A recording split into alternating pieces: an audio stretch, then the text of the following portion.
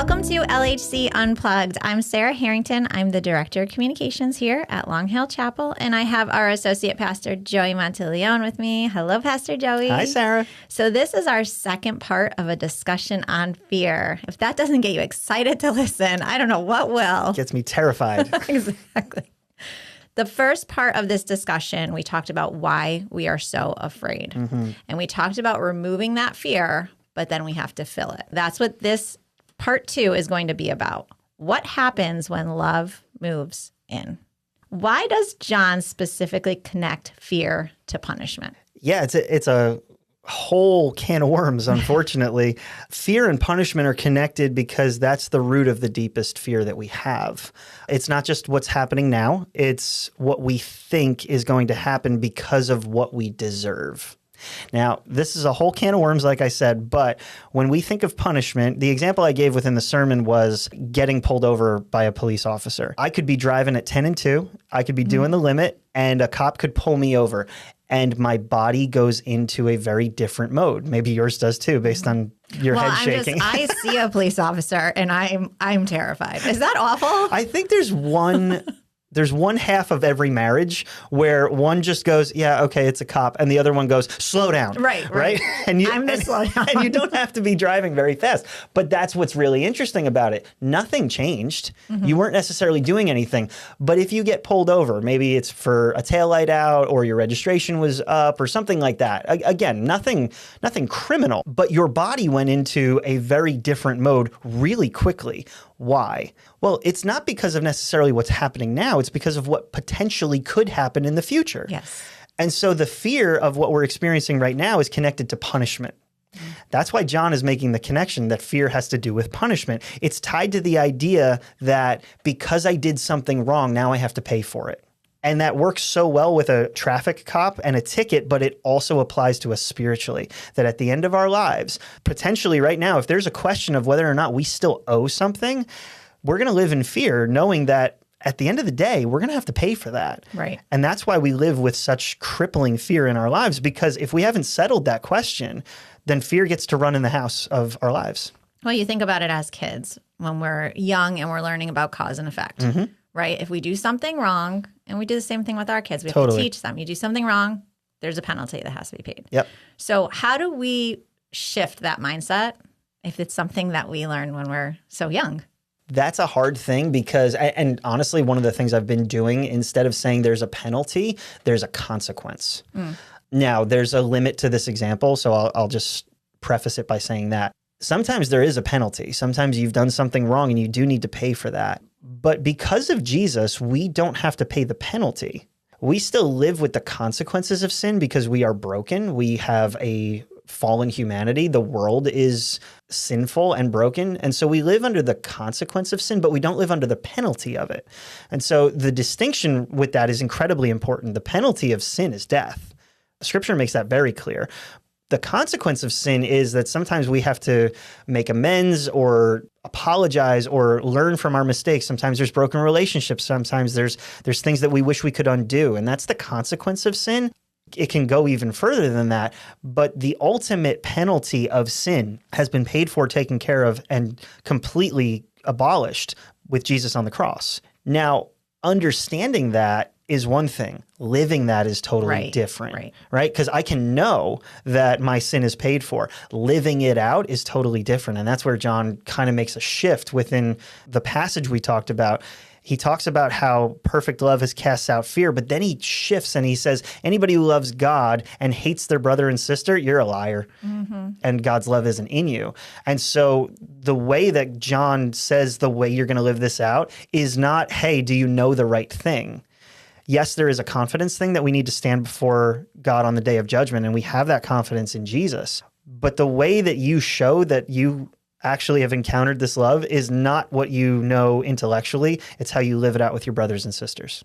Why do we lack that confidence sometimes as Christians? Why do we lack it? That's an interesting question. Why do I lack it? Let's start with that. I lack it because I rely on performance. I just drift back into that. I am wired for earning and achieving, and sometimes grace just feels too good. Like I don't deserve it, and I don't believe that. And that really is the invitation of the gospel that, yeah, you don't deserve it. That's the point. That is the love of God on display. That's really the issue here. It's not that God's love is small. It's that we haven't fully embraced all of it. And I think there's a growing measure of God's love available to us. Yes, there's the love he gives us in Jesus, but if that's the only spot we stop at, that was enough and that there's not more, well, then we're missing out on not only God's love for humanity and for us individually, but then we will drift back into that performance because what we're saying is we trust Jesus, but not enough. So you said in the sermon, confidence comes from relying, not trying. Kind of go into that a little bit. What does that look like practically? Yeah, relying and not trying. This is a performance-based mentality. Again, a lot of us would love to say we don't view our spirituality like that. Unfortunately, it does creep up because we are performance-based creatures. Our society, our finances, our status, all of it is based on how we're performing, whether we're measuring up. And so it's really easy to just apply that to our spirituality, that if I do enough, then that will give me the security that I'm after. And John says, actually, no, we know and rely on the love that God has for us. And so relying versus trying is kind of this daily reminder that my standing with God is not based on today's performance. No matter how good I did, no matter how much I failed, no matter the wins or the losses, my standing with God is not contingent on how I did today. It's contingent on Jesus's finished work. And it will always be contingent on Jesus's finished work. One of the things that I've been holding to for my kids, but also for myself, is that there's nothing you can do to make God love you more, and there's nothing you can do to make God love you less. If that's true, which I believe it to be true, if that's true, then it has nothing to do with my performance. And that's a hard pill to swallow. Yeah. Because everything else about my life is performance. Right. We have to be able to separate that. And I think by daily asking that question and making that statement of saying my standing with God has nothing to do with my performance, we begin to start seeing his love in a new way. Why do we trust Jesus, but we still feel insecure when it comes to God? That was one of those soul-searching questions I had to do as I was preparing with the message. If I'm honest, belief and reliance are not the same thing. I can believe that a trampoline will hold my weight, but if I never step out on it, I'm not relying on it. And so belief and reliance are not the same thing. Well, they require action. I can trust that Jesus has covered my sin, but if I don't take any steps towards loving people, towards taking risks, towards embracing faith, towards obedience, towards a ton of spiritual practices that the Bible kind of lays out for us, if I'm not engaging in those things, then belief actually is not reliance. And what John is saying is that we know and rely on the love of God. And so it's not this thing that we occasionally visit. The cross can't be this thing that we come back to every once in a while when we mess up. It has to be the reality that we live out of. It would be as if I equated my entire marriage and my relationship with my wife to my wedding day video, where if I messed up or things weren't as close as they once were, I said, oh, I just need to go watch the video. And I go back and I play it and I see the vows and, I see the cake and everything's great, and then just keep living. And then whenever I mess up, I go back to the video. No, I'm not supposed to do that, which if you do that, don't do that. What I'm supposed to do is live out of that day. And my relationship continues to grow through failure and through winning and through living it out, embracing it. That's what reliance is. That's saying that the moment of the marriage is enough to start this, but I trust in our relationship so much that I'm now going to live out of it. It's the same thing with Jesus. And when we're still feeling insecure, a lot of times we've misplaced where our reliance is. And we don't like to say that, but that's kind of what we're doing. We're still relying on ourselves. And so we can believe in God, but we're relying on ourselves for security. And that's why we feel the insecurity.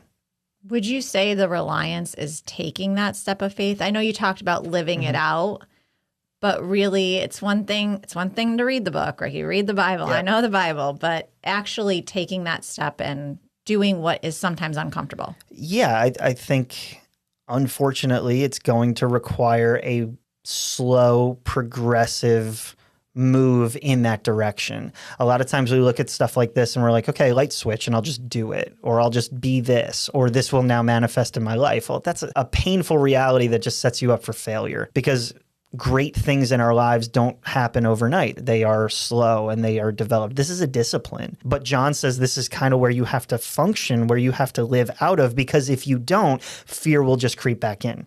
And that's kind of where you started the question. Like, once fear is removed, something has to take its place. Right. What is that thing? Well, it's God's love. As we continue in this process, as we continue to go through our spiritual journey, embracing, knowing, relying on the love that God has for us, that pushes fear out of all the corners of our lives. It's kind of like if fear was a tenant in your house. Well, love comes in and pushes him out. Well, if there's other rooms for it to go into, it probably will. Or more love can keep occupying the different rooms in your home. And what happens? Will fear still knock on the door? Yeah, probably, but it can't stay. And that's what John means when it says perfect love casts out fear. It literally drives it out. Once we've been secure, confident, relying, knowing the love that God has for us, fear can't stay. It can't dominate your life. It can't control your life. That doesn't mean we won't ever fear anything, but it does mean that it's not in the driver's seat anymore. And I really think that when we ask that question of, can I believe in Jesus and still be insecure? I don't think you can. I think you can struggle with it because we're human. Right. We're not perfect. But I think the dominant truth that we come back to is my security is in the finished work of Jesus Christ. Therefore, at the end of my life, I will not be afraid. You talked about how fear can sometimes creep back in. Mm-hmm. That goes back to that whole performance mindset. Yeah. So talk to us a little bit about how that can creep into your faith. Yeah. A lot of times we look at our faith as though it's a separate thing, that I've got my career and I've got my family and I've got my faith, and those are separate things. The thing with faith is that it entangles itself in every aspect of your life. If you're going to be a loving person at home, you'll probably be a loving person at your job. If you're going to be short-tempered at your job, that will most definitely come home with you. The thing about faith is that if our performance mentality is in every other area of our lives, why in the world would we think it won't creep into our faith?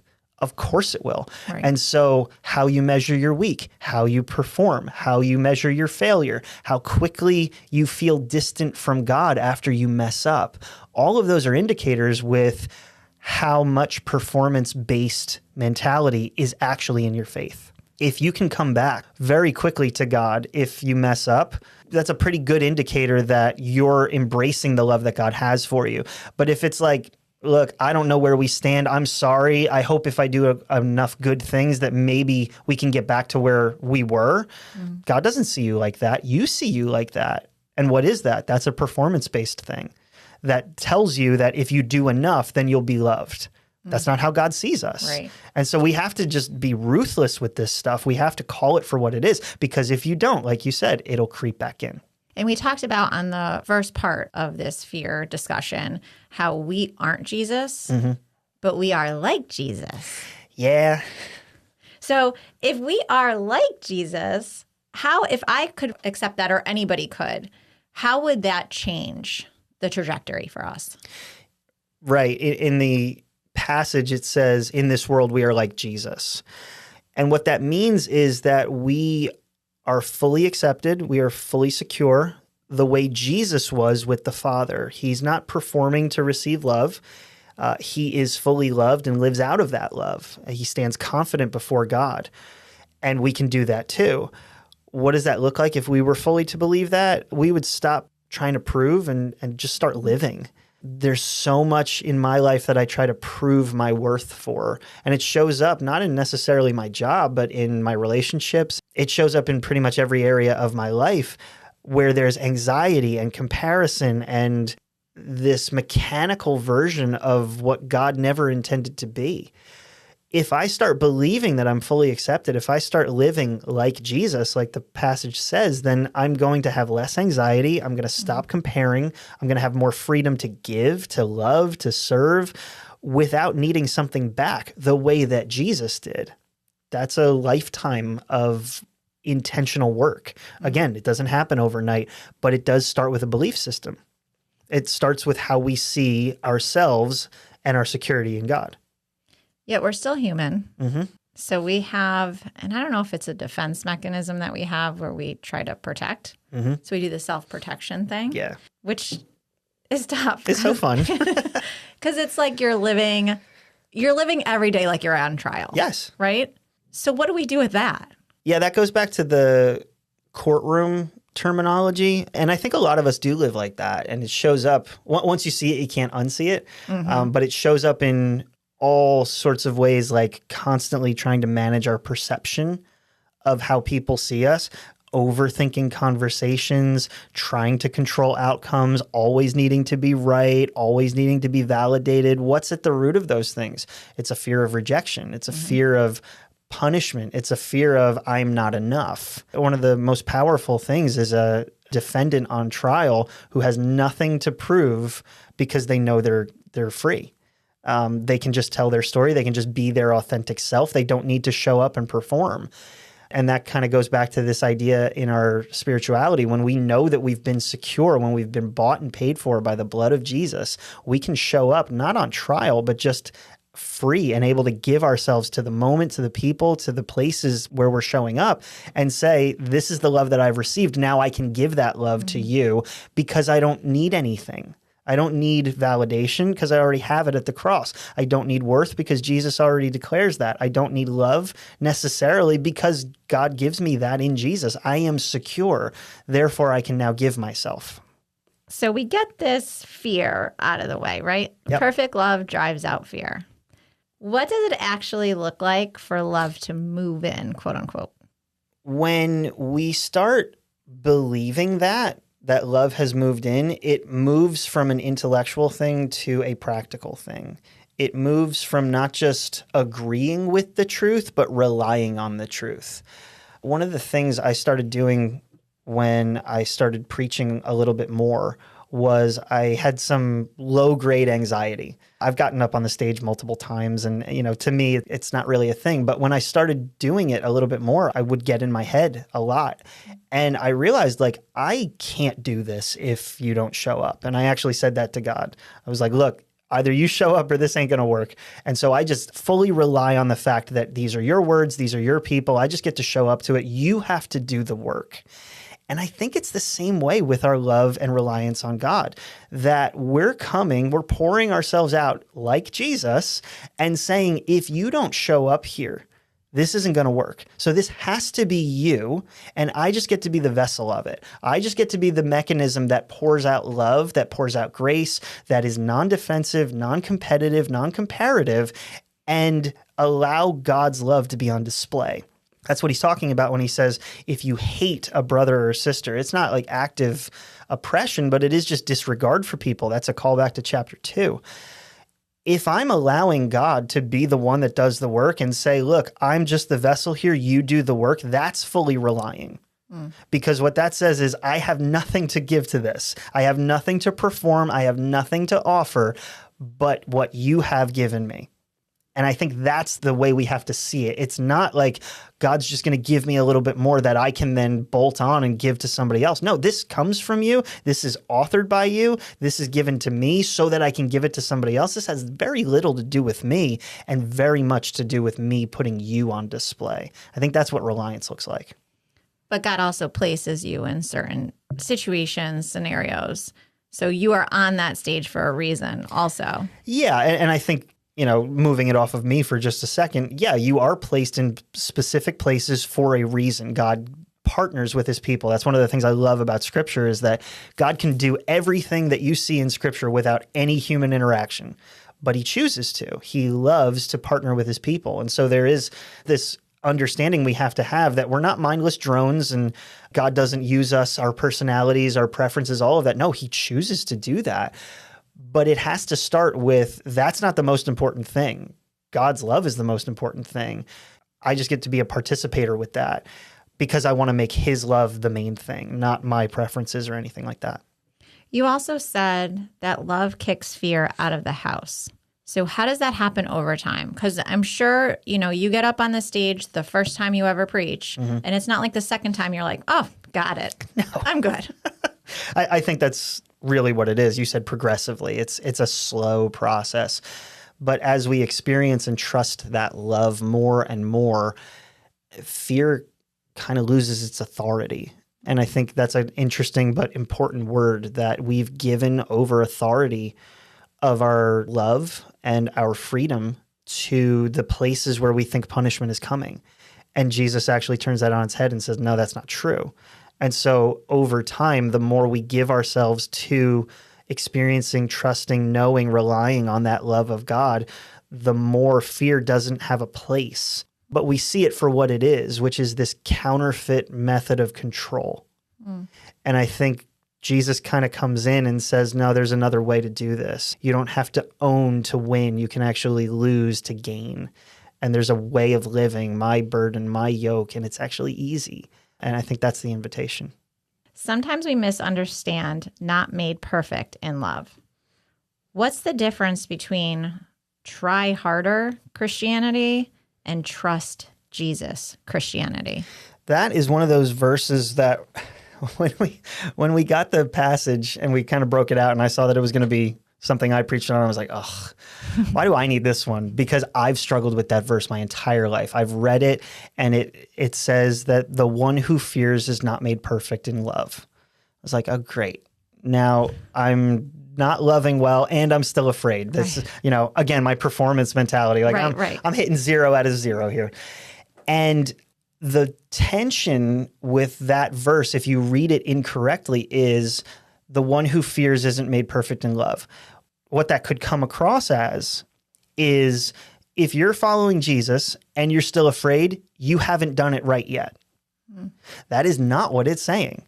It's saying that when you've experienced the love of God, when you've experienced the powerful transformative work of Jesus in your life, fear will no longer be the driving component. It will be driven out by the love that God has for us. If you haven't experienced that yet, fear is the one in control. There's no middle ground. Right. And so the one who fears, the person who has not encountered the love of Jesus, has not been made perfect in love. And that doesn't mean like there's a metric here. That means that as you've experienced the love of God, there is a growing awareness of his love in our lives. If you haven't experienced that, fear has no other option but to drive. Why does John make loving others the evidence of loving God? Doesn't that stink? It does. That's the thing he chooses to close with. It's like, bro, we were having a good time. And and then you just shifted and you're like, look, if you're going to say God has come into your life and you hate others around you, you're lying. It's like, thanks, man. We appreciate that.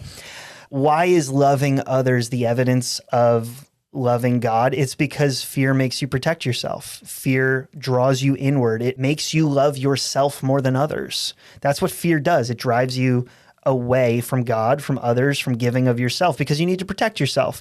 And so if love from God has really taken root in your life, it's got to show up in how you love other people. There's no other way that it works.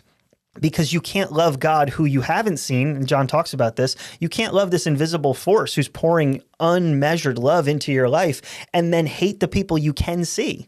You just can't do that. If you can, the real question is, have you encountered that love? Because once you do, it will drive out fear, it will drive out comparison, it will drive out competition, and it will allow you to give yourself like Jesus. So if this is the framework, if this is the setting, you have no other choice but to love other people.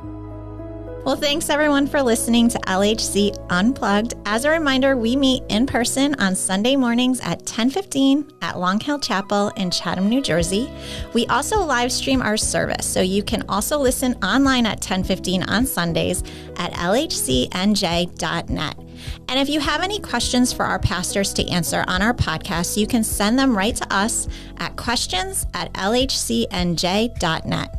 Thanks so much for listening, and we look forward to having you next time.